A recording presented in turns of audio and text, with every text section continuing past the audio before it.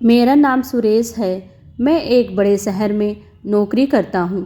घर के हालात ठीक न होने के कारण हमेशा से मुझ पर घर की जिम्मेदारी रही, इसलिए प्यार और लड़की कभी मेरी ज़िंदगी में आई ही नहीं। लेकिन अब 1 महीने से मुझे प्यार क्या होता है इसका एहसास हो रहा है।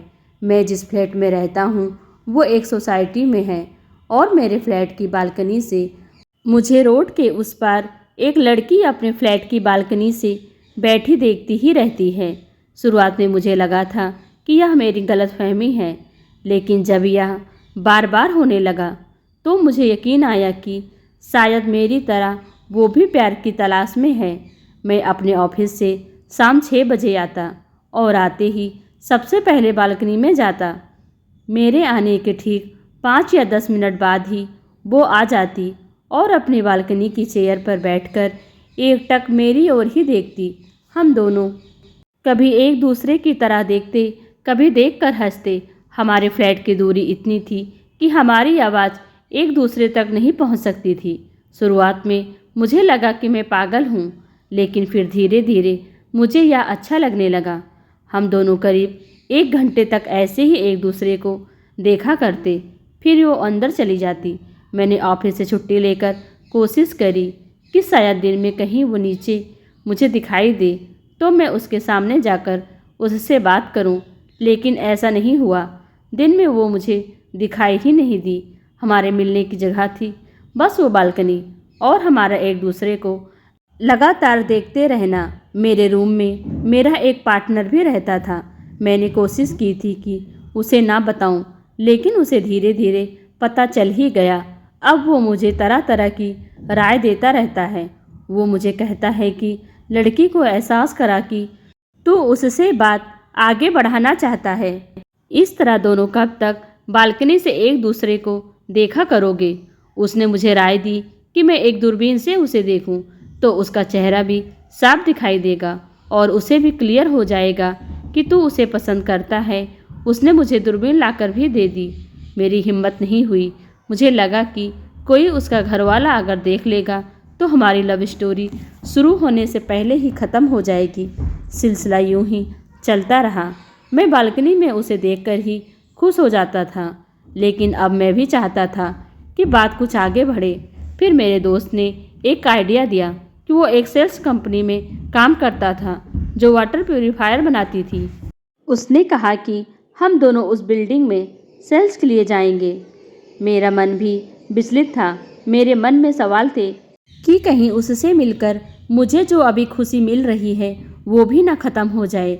लेकिन अब मिलना ज़रूरी हो गया था।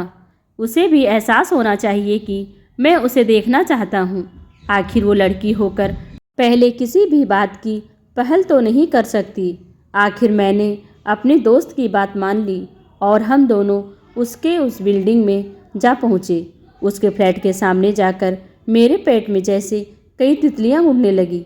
सोच रहा था कि कहीं हमें देखते ही उसके घर में कोई नहीं है कहकर दरवाज़ा न बंद कर दे। जी तो चाह रहा था कि वो ही दरवाज़ा खोले। दरवाजे की बेल बजाई।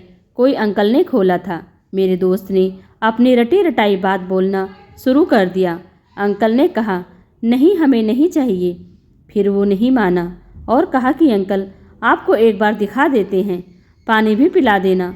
अंकल ने बोला, हाँ ठीक है, अंदर आ जाओ। अंदर हॉल में गए। सोचा था कि उनके घर जाते ही वो दिखाई देगी, लेकिन ऐसा नहीं हुआ। बेडरूम के दरवाजे बंद थे। हम लोग अंकल को डेमो देने लगे। अंकल अच्छे थे। उन्होंने हमारी बात सुनी। हम लोग जाकर शाम हो गए थे और मैंने सोचा था कि वो बालकनी में जब मुझे देखने जाएगी तो अपने ही घर में मुझे देखकर हैरान हो जाएगी। अब समय हो गया था और एक बेडरूम का दरवाज़ा खुला। सामने वो उसे देखकर मेरी तो धड़कनें रुक गई। बहुत सुंदर लग रही थी। उसकी नज़रें मेरे पर ही, मुस्कान उसके चेहरे पर थी। मुझे लगा कि उसने मुझे पहचान लिया। जैसे ही वो बालकनी की ओर जाने लगी, अंकल खड़े होकर उसका हाथ पकड़ने लगे। उसने कहा, मामा, आपको रोज़ बताना पड़ता है, मैं खुद जा सकती हूँ। मैं हैरान और उसे ही देखता रहा। बालकनी का वो छोटा सा रास्ता था, लेकिन वो धीरे धीरे चल रही थी। अंकल हमारी ओर देखकर बोले, मेरी भांजी है, यह देख नहीं सकती। रोज शाम को इसे बालकनी में खड़े होकर हवा खाना, शोर सुनना अच्छा लगता है। जिद्दी है, हाथ नहीं पकड़ने देती। कहती है, आप अंधे हैं क्या जो मेरा हाथ पकड़ रहे हैं? मैं उसी की ओर देखता रहा। वो बालकनी में वैसे ही बैठी थी, उसी तरह ही देख रही थी, वैसे ही मुस्कुराते हुए। हम वहाँ से आ गए, लेकिन हम दोनों को यूं ही यह सुनकर बहुत बुरा लगा। मुझे लगा जिससे मैं प्यार कर बैठा उसने तो मुझे देखा ही नहीं। फिर मैंने सोचा, क्या फ़र्क पड़ता है, मैं अब भी रोज़ बालकनी में बैठता हूँ और उसकी तरफ एकटक देखता रहता हूँ। मुझे बस यही चाहिए था, इससे आगे मैं सोच नहीं रहा था। ये छोटी सी लव स्टोरी आपको कैसी लगी हमें ज़रूर बताइए।